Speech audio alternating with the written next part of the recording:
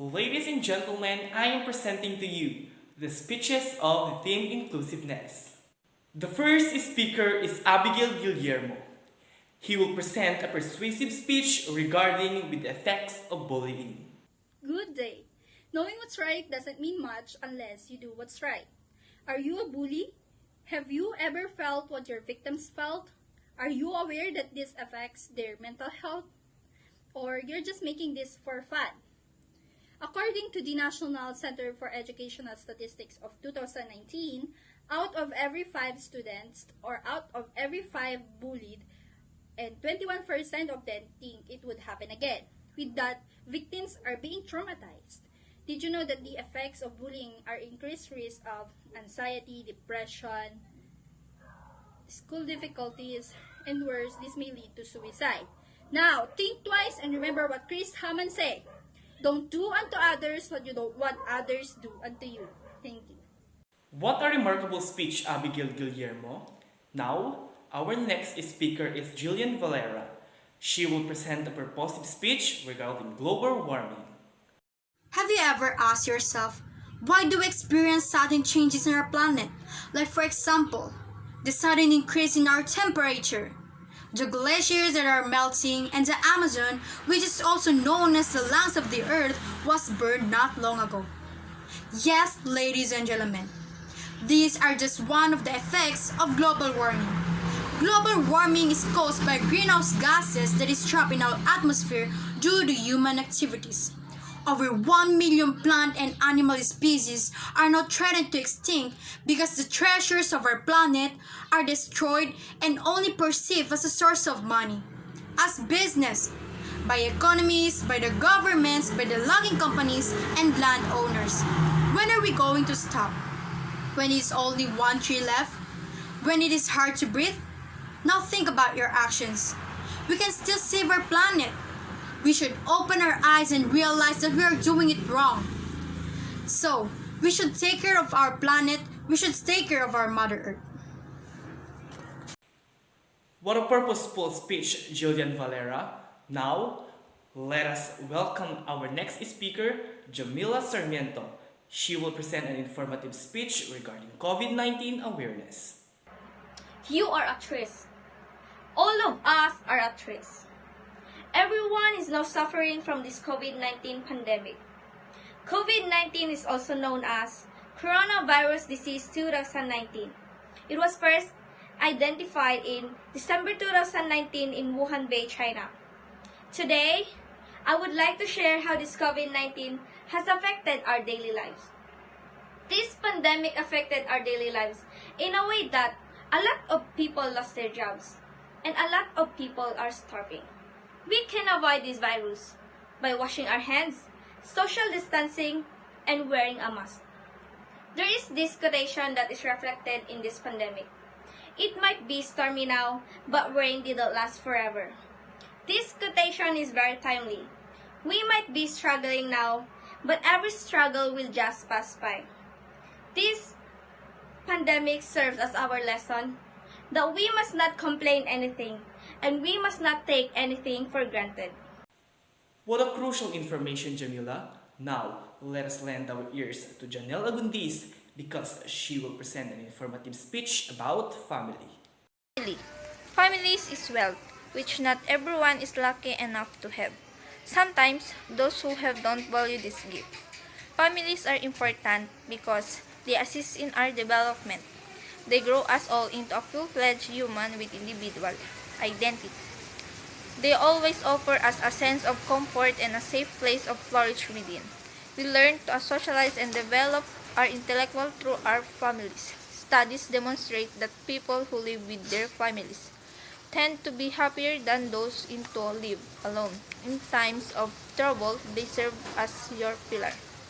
My family is like a strong pillar on which I can rely blindly whenever I need to support. My family is always there to inspire and support me to overcome all life challenges and accomplish things. That is a very touching speech, Janelle. Next, let us listen to Maynard Ciano and he will present his speech regarding suicide. I choose suicide as topic for the reason that has a huge impact on these times. Suicide is a way of taking your life, and it is sometimes escaping your pain or suffering. There is no usual single reason to take your own life, but there are several factors that can increase the risk of suicide. This includes bipolar, anxiety, and personality disorder. It is known that men has the higher risk in suicide compared to women, due to the fact that men cannot easily open their problems to others. But there is also a way to help a suicidal person by treating them by talk therapy, medication, and changing of lifestyle. When you are feeling miserable, talk to someone or seek medical help. Educate yourself regarding the sign of suicidal attempts. And last, always think positive and pray. Thank you very much, Maynard. Now, let us welcome our next speaker, Angel Tango. She will present an informative speech regarding agriculture. Tango, the podium is yours. I want to talk about agriculture for the reason that this is the main source of living of every Filipino. Agriculture has been associated with the production of essential food crops. It refers to processing, promotion, and distribution of agricultural products. It plays a critical role in the economy. Agriculture is the backbone of the socio-economic system. In addition to providing food and raw materials, agriculture also provides employment opportunities to a very large percentage of the population.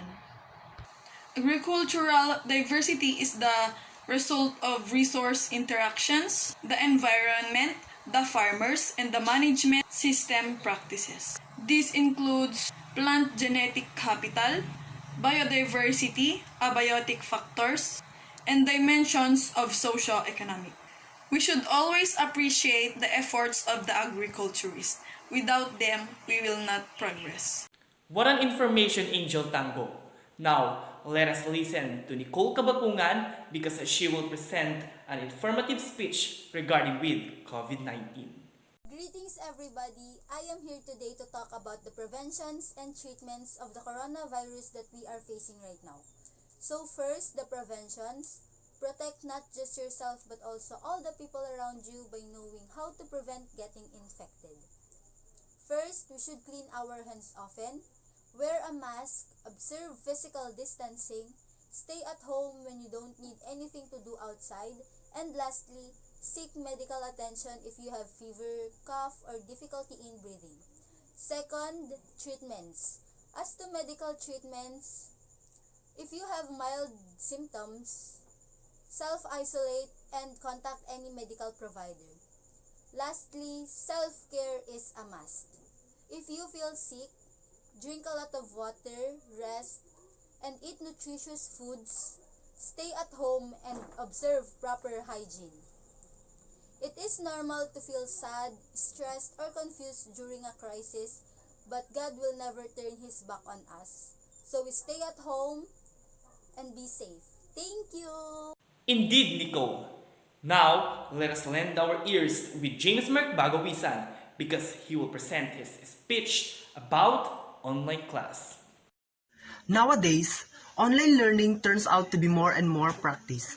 Online learning is a great alternative to traditional universities, especially for those people who can afford the time, money to take real courses. Online learning proves to be a great alternative. Students have the chance to study in their own time, especially for free. It represents a great way to study many fields and to boost the level of self-motivation. Online learning is so effective. Why? Because students can finish their homework quickly, and there is more time left for hobbies or browsing their social media accounts. Only in a small group a person can develop properly. At school, students learn how to make friends, be patient, get rid of disappointment, and especially to compete. Competition between colleagues can be very stimulating, and students will only benefit from it. Online learning cannot offer human interaction. Thanks, James. Now, let us listen to a motivational speech about family. Vincent Duterte, the podium is yours. A pleasant day to each and everyone. I am Vincent James Duterte, and for today, we are going to talk about how important to live your today to the fullest. As we walk in this journey called life, we encounter storms along our way. These things will surely test our strength, our decision making, and sometimes it gets us as a whole. With that, we tend to always think about those things in the past, and that can make you doubt about your present. Moreover, we are forming unhappiness, strengths, disappointments within ourselves. But that is not right, my friend. You need to let go of it because it's already part of your past.